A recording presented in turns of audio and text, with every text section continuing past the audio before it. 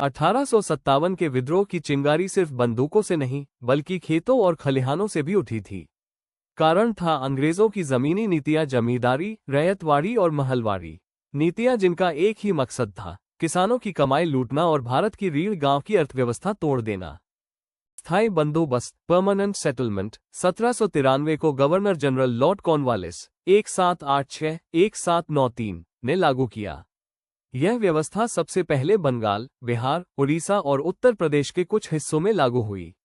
इस व्यवस्था के तहत जमींदारों को भूमि का स्थायी मालिकाना हक दिया गया और किसानों से लगान वसूलने की जिम्मेदारी भी उन्हीं को सौंपी गई। जमींदार सरकार को एक निश्चित और स्थायी राजस्व अदा करते थे, चाहे कृषि उत्पादन घटे या बढ़े। इस व्यवस्था के परिणामस्वरूप जमींदार अत्यधिक शक्तिशाली और धनवान हो गए, लेकिन किसानों पर भारी कर और शोषण का बोझ बढ़ गया।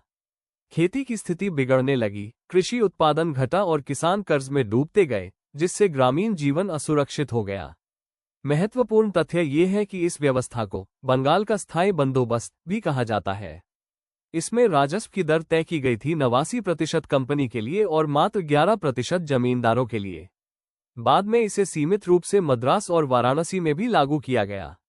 कुल मिलाकर यह व्यवस्था जमींदारों के लिए लाभकारी और किसानों के लिए विनाशकारी सौदा साबित हुई। रैयतवाड़ी व्यवस्था 1820 के दशक को थॉमस मुनरो और कैप्टन अलेक्जेंडर रीड ने लागू किया। यह व्यवस्था मुख्य रूप से मद्रास प्रेसिडेंसी, बाद में बॉम्बे प्रेसिडेंसी, दक्षिण भारत के कुछ हिस्सों और उत्तर पश्चिम क्षेत्र में लागू की गई। इस व्यवस्था में किसानों, रैयतों को भूमि का स्वामी माना गया, लेकिन उन्हें सीधे ब्रिटिश सरकार को ही लगान देना पड़ता था। यहाँ जमींदार या अन्य बिचौलियों की कोई भूमिका नहीं थी। भूमि की माप और मिट्टी की उर्वरता तथा उपज के आधार पर कर तय किया जाता था। आमतौर पर यह कर उत्पादन का लगभग 50% होता था। यदि किसान समय पर लगान नहीं चुका पाते तो उनकी जमीन छिन जाती थी। महत्वपूर्ण तथ्य यह है कि यह व्यवस्था सबसे पहले 1820 के दशक में मद्रास में और बाद में 1830 के दशक में बॉम्बे में लागू हुई। राजस्व की दर हर 20-30 वर्षों में संशोधित की जाती थी। किसानों को भले ही भूमि का मालिकाना अधिकार दिया गया था, लेकिन भारी कर और प्राकृतिक आपदा में कोई राहत न मिलने के कारण वे वास्तविक स्वतंत्रता का आनंद नहीं ले पाए।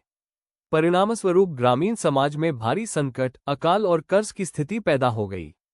इस प्रकार रैयतवाड़ी व्यवस्था किसानों के लिए केवल नामात्र की मालिकाना हक की व्यवस्था साबित हुई। असल में वे कर्जदार और असुरक्षित बनकर रह गए। महलवाड़ी व्यवस्था 1833 को गवर्नर जनरल विलियम बेंटिक ने लागू किया।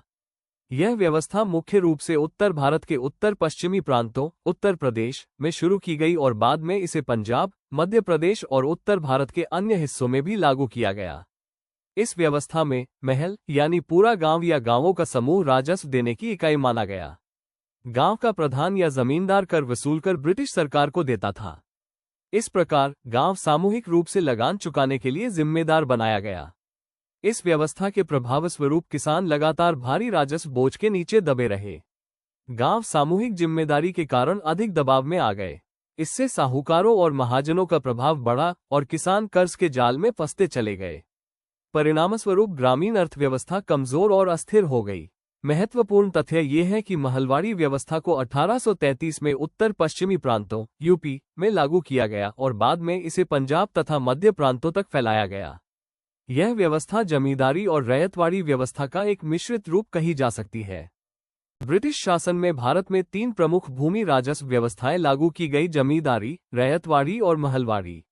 जमींदारी व्यवस्था परमानेंट सेटलमेंट सबसे पहले बंगाल और बिहार में लागू की गई, जिसमें कर वसूली की जिम्मेदारी जमींदारों को दी गई।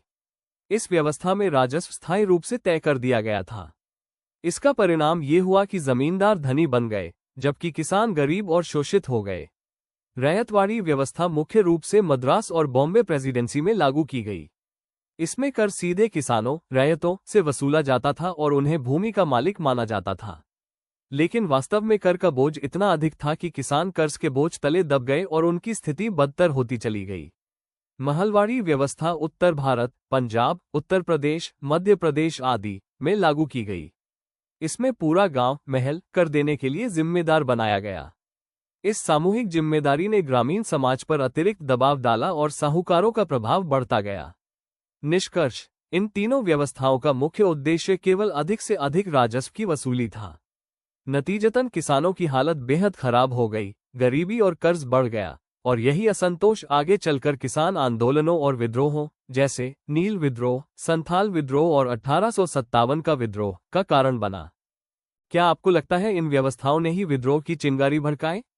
अपनी राय कमेंट करें और चैनल को सब्सक्राइब करना न भूलें।